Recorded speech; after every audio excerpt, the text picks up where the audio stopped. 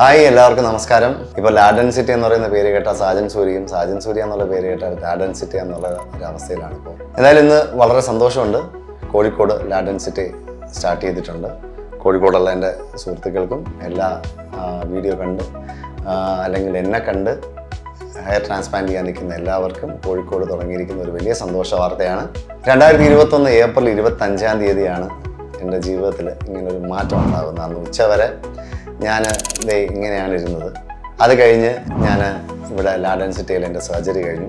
അപ്പോൾ അന്ന് മുതൽ എൻ്റെ കരിയറിൽ ഒരു വലിയ ചേഞ്ച് ഉണ്ടായി. ഇതേപോലെ എൻ്റെ ചാനലിലെ സുഹൃത്തുക്കളും എൻ്റെ സുഹൃത്തുക്കൾ ആയിട്ടുള്ള പ്രൊഡക്ഷൻ കൺട്രോളേഴ്സും ഒക്കെ കഷണ്ടി ആയി കഴിഞ്ഞാൽ കുറച്ച് മുടി ഒന്ന് പോയി കഴിഞ്ഞ് കഴിഞ്ഞാൽ പിന്നെ അച്ഛൻ്റെ ക്യാരക്ടർ എല്ലാവരും വിളിക്കുള്ളൂ.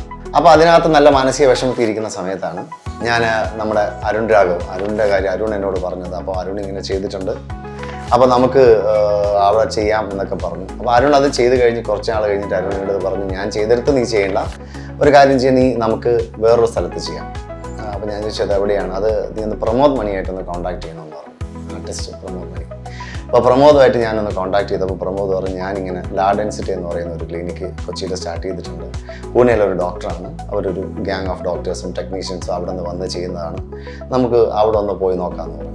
അപ്പോൾ ഞാൻ അരുണിൻ്റെ ചോദിച്ചപ്പോൾ അരുൺ പറഞ്ഞു, ഞാൻ ഫസ്റ്റ് ചെയ്യാനിരുന്നത് അവിടെയാണ്, പക്ഷേ എനിക്ക് അബദ്ധം പറ്റി, ഞാൻ വേറൊരു സ്ഥലത്ത് എനിക്ക് പോയി ചെയ്യേണ്ടി വന്നു.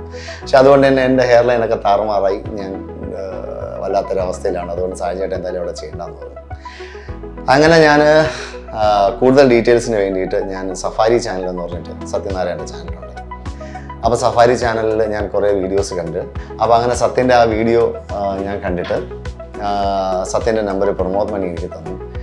സത്യനായിട്ട് വിളിച്ച് സംസാരിച്ചപ്പോഴാണ് ശരിക്കും പറഞ്ഞാൽ എനിക്ക് കുറച്ചുകൂടെ കോൺഫിഡൻസ് ആയത്. കാരണം തീർച്ചയായിട്ടും നമ്മളൊന്നും ഈ പറയുന്ന ഹെയർ ട്രാൻസ്പ്ലാന്റ് ഒന്നും കേട്ടിട്ടുള്ളത് തന്നെ ഭയങ്കര പൈസയിൽ ഒരുപാട് ആക്ടേഴ്സ്, സിനിമ ആക്ടേഴ്സ് 25-50 ലക്ഷം രൂപയ്ക്കൊക്കെ ഈ ട്രാൻസ്പ്ലാന്റേഷൻ ചെയ്തതായിട്ട് പലരും പറഞ്ഞു കേട്ടിട്ടുണ്ട്. ഞാൻ വെച്ചാൽ നമ്മളെ കൊണ്ട് അത്രയ്ക്കൊന്നും പൈസ മുടക്കാൻ പറ്റില്ല, നമ്മളാൽ കഴിയുന്ന ഒരു പൈസയ്ക്ക് ചെയ്യാൻ പറ്റുമോ എന്നൊക്കെയുള്ള കാര്യം ചോദിച്ചപ്പോഴാണ് നമുക്കിവിടെ ചെയ്യാം, അതിന് വലിയ ചിലവൊന്നും ആവില്ല, നിങ്ങൾ ഈ പറഞ്ഞതിൻ്റെ ഒരു 1 or 2% മാത്രമേ ആവുള്ളൂ, നമുക്കിവിടെ ചെയ്യാമെന്ന് പറഞ്ഞു.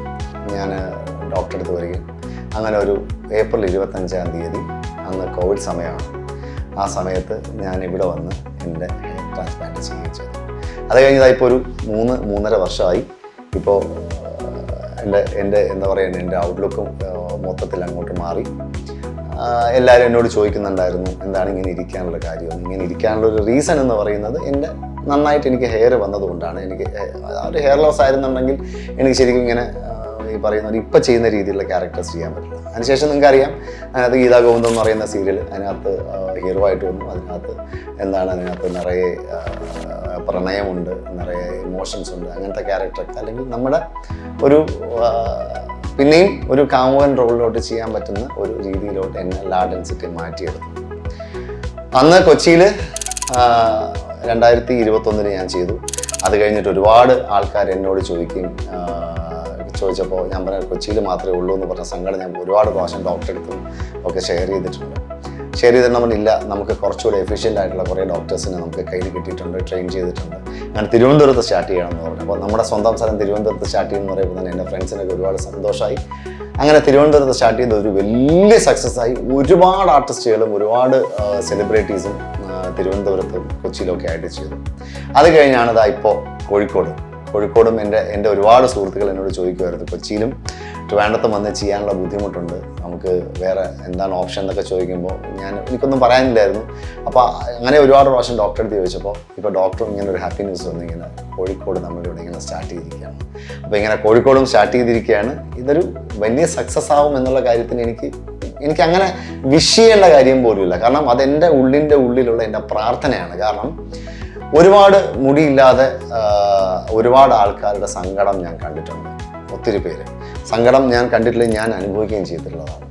ഈ ഹെയർ ട്രാൻസ്പ്ലാന്റ് ചെയ്തതിന് ശേഷം ഒരുപാട് അമ്മമാരും സഹോദരിമാരും ഒക്കെ പറഞ്ഞിട്ടുണ്ട്, എൻ്റെ മോന് അല്ലെങ്കിൽ എൻ്റെ ഹസ്ബൻഡിന് ഇതേപോലത്തെ ഒരുപാട് ഇഷ്യൂസ് ഉണ്ടായിരുന്നു, വിഗും വെച്ച് നടക്കായിരുന്നു, പന്ന വിഗും വെച്ച് നടക്കായിരുന്നു. ഇപ്പോൾ ട്രാൻസ്പ്ലാന്റേഷൻ കഴിഞ്ഞിട്ട് ഒരുപാട് സന്തോഷമുണ്ട്, ജീവിതത്തിൽ ഒരുപാട് പ്രതീക്ഷ വന്നു, ഒരുപാട് കോൺഫിഡൻസ് വന്നു.